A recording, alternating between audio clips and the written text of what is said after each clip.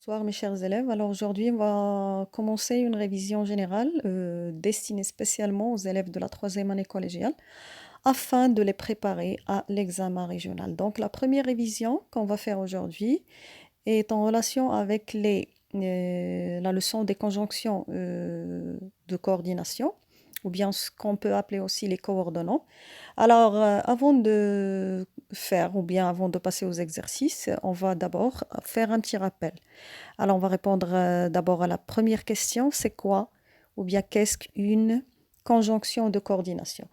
Alors, pour vous rappeler, une conjonction de coordination, ce qu'on appelle aussi un coordonnant ou bien un connecteur logique, est un mot invariable. Ça veut dire un mot qui ne change pas, qui ne s'accorde pas et qui a pour fonction de coordonner ou bien de relier entre deux mots, deux groupes de mots, deux phrases, deux paragraphes, etc. Donc, pourquoi on peut appeler aussi les conjonctions de coordination, pourquoi on peut les appeler aussi connecteurs logiques? Parce que quand on les emploie dans un texte, ils permettent de donner un sens logique au texte où ils sont employés. D'accord? Donc, c'est pourquoi on peut les appeler conjonctions de coordination, coordonnants ou bien connecteurs logiques. Alors, les conjonctions de coordination, comme vous le savez déjà, sont 7. D'accord? Alors, on a mais. Donc, chaque conjonction de coordination exprime une chose. D'accord?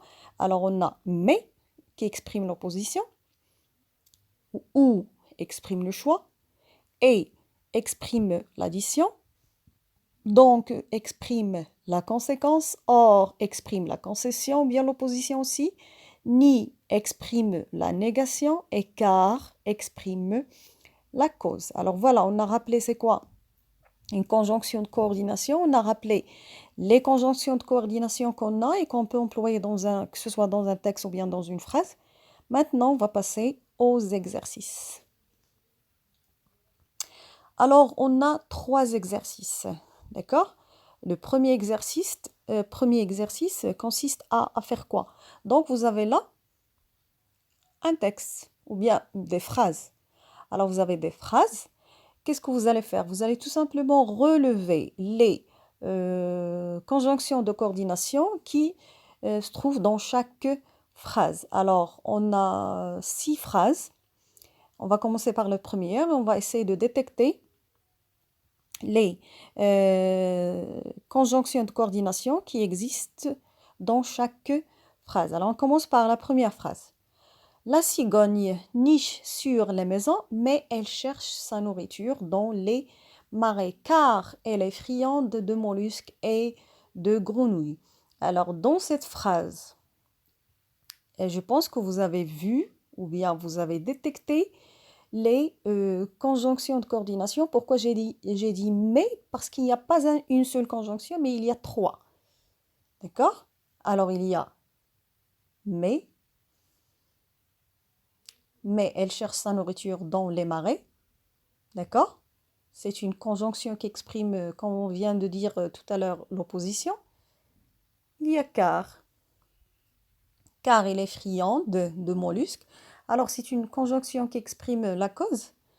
Et de grenouilles, donc il y a et. C'est une conjonction de coordination qui exprime l'addition. Deuxième phrase. Cet été, en vacances, irons-nous à la mer ou à la montagne? Pardon. Alors, irons-nous à la mer ou à la montagne? Alors là, il y a une question. Où est-ce qu'on va aller? Est-ce qu'on va aller à la mer ou à la montagne? Donc, il y a ou. C'est la conjonction de coordination qui exprime le choix. 3. Frédéric n'ira pas à l'école aujourd'hui car il est enrhumé. Alors, il y a la conjonction car qui exprime bien sûr la cause. Nous avons appelé longtemps, or, personne n'a répondu. Alors, dans ces 2 phrases, donc or, relie les 2 phrases. Alors, c'est une conjonction qui exprime l'opposition, bien la concession. Alors, or. 5. Valérie n'est ni ordonnée, ni ni soigneuse. Alors, il y a Valérie né, il y a la négation, puis il y a ni. Donc, c'est une conjonction qui exprime la négation, une négation double bien sûr. Donc, il relie entre les adjectifs ordonnés et soigneuses. Dernière phrase. Fabrice est un farceur et un plaisantin. Alors, comment est Fabrice? Il est d'abord farceur, mais il est aussi plaisantin. D'accord? Alors, la conjonction de coordination employée dans cette phrase, c'est « et ». C'est une conjonction qui exprime l'addition. Donc, il y a d'abord farceur et puis après farceur, il y a plaisantin. Voilà. Alors, on va passer à l'exercice numéro 2. Donc, dans cet exercice, on va, bien sûr, compléter les phrases par les conjonctions de coordination qui conviennent. Alors, pour faire cet exercice, d'accord? Alors, si vous trouvez par exemple cet exercice le jour de l'examen, première chose que vous devez faire d'abord, c'est lire les phrases attentivement, comprendre le sens de ces phrases.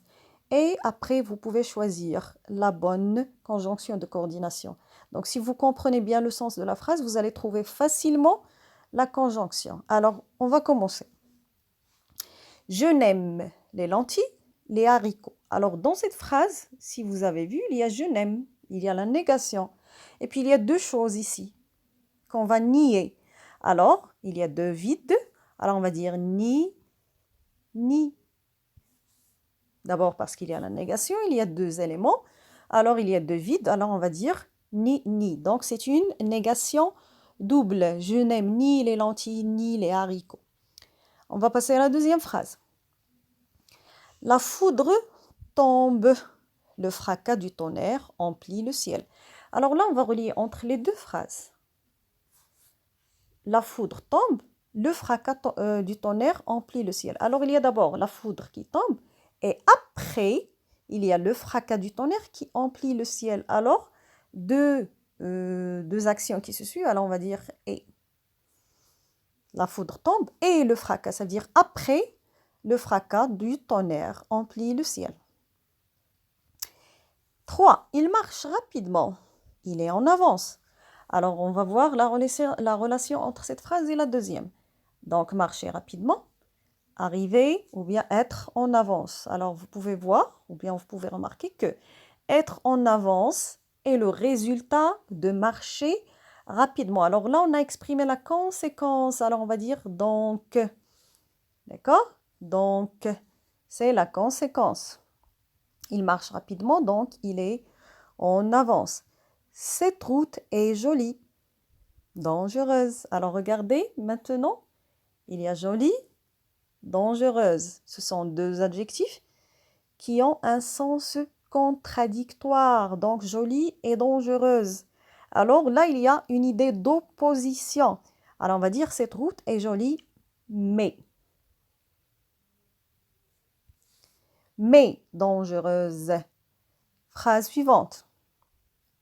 J'ai acheté des oignons, des échalotes. Alors, qu'est-ce que j'ai acheté? J'ai acheté d'abord les oignons et après, j'ai acheté des échalotes. C'est-à-dire, j'ai acheté deux objets. D'accord? Alors, il y a oignon, il y a échalote. Alors, on va dire et, c'est l'addition.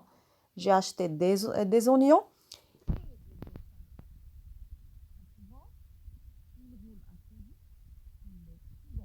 Alors, la même chose ici, on va voir. Quelle est la relation entre rouler vite et être prudent? Ce n'est pas une cause, ce n'est pas une conséquence, mais il y a l'opposition ici ou bien la concession. Donc, il roule assez vite, il est prudent. Alors, on va dire or. Il roule assez vite, or, il est prudent. La dernière phrase. Que veux-tu? Alors, je pose une question. Qu'est-ce que tu veux? Est-ce que tu veux du jus d'orange ou bien tu veux de la limonade? Alors, qu'est-ce qu'on fait ici? Qu'est-ce qu'on exprime? On exprime le choix. Alors, on va dire ou que veux-tu? Du jus d'orange ou de la limonade. Voilà. On a terminé le premier et le deuxième exercice. On va passer au dernier exercice. Alors là, si vous avez remarqué, vous avez des phrases. Et qu'est-ce que vous allez faire? Des phrases sont séparées ou bien des phrases indépendantes. On va essayer de les relier afin d'obtenir une seule phrase complexe, bien sûr. Alors, pour obtenir ces phrases complexes, on va les relier par des conjonctions de coordination. Bien sûr, et on va faire la même chose.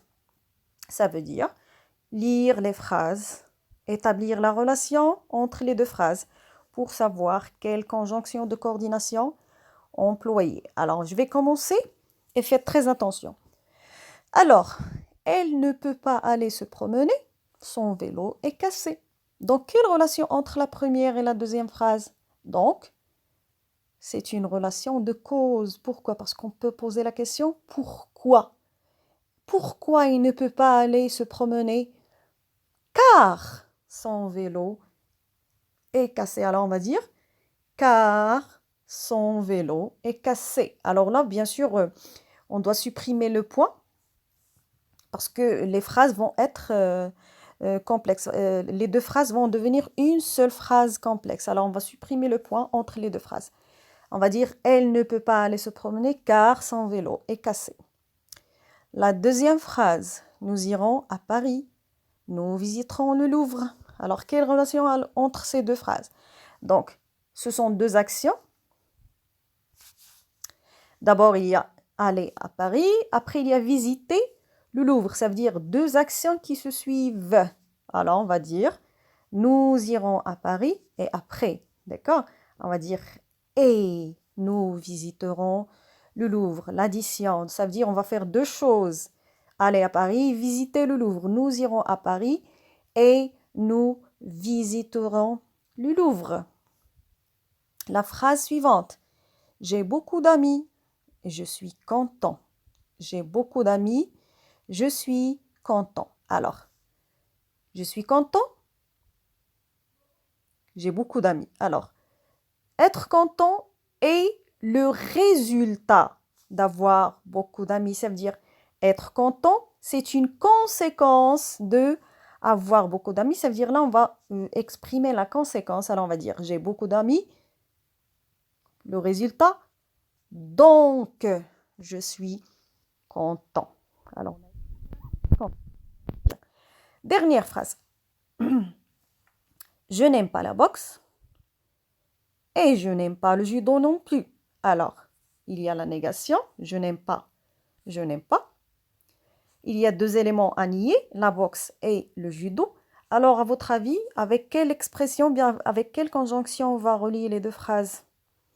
Bien sûr, c'est la conjonction ni. Mais qu'est-ce qu'on doit faire? Alors, regardez. On va supprimer la deuxième phrase pour éviter la répétition.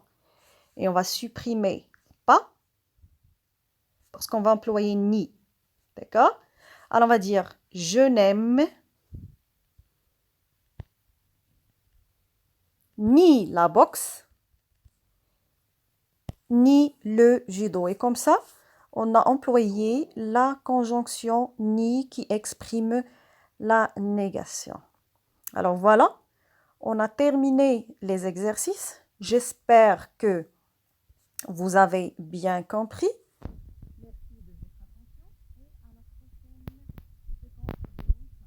Merci beaucoup.